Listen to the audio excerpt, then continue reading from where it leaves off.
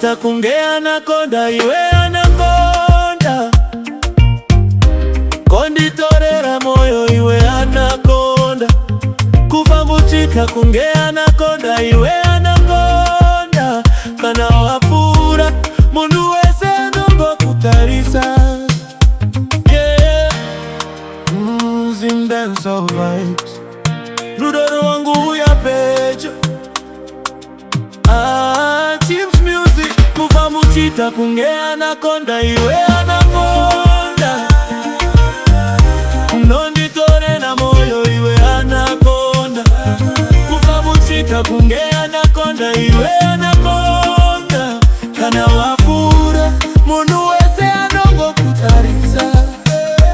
Musikana wangu unopenya semangu anani, smile yaku inobisari marese mumoyo mangu, kana uchifamba pasiri ndombo mira, dongoti wa umari baka kushongeza, masiso yako anondiko kanirudo, voice yako inondipa ovza kantaka, handindi umwendiwe wanda saruta, ngati nyore nyaya yerudo isingapere, sandisi enda kamirira, moyo wangu wevikupuda, ande itese kujwika mangwana, Rudore nungarurambe wakabira, wambu chita kunge anakonda iwe anakonda, undonditorera moyo iwe anakonda, kufambu chita kunge anakonda iwe anakonda, kana wafura mundu wese anongo kutarisa.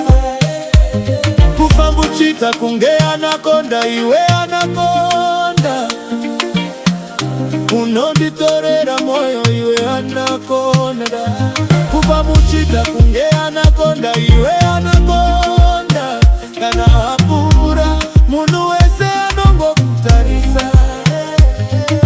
Andina Maria Kawanda sindine Rudo, ndicha kuremekeza kushwika pakuguma,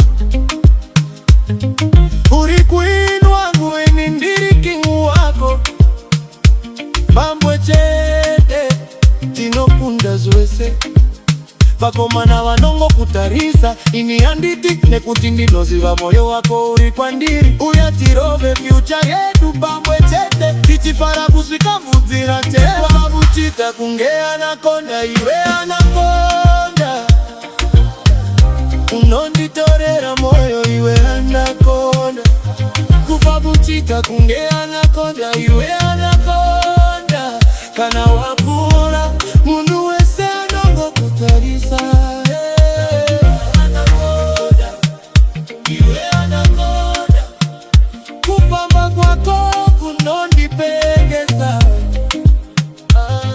anakonda iwe anakonda, ndiri wako chete, mzuskana wangu.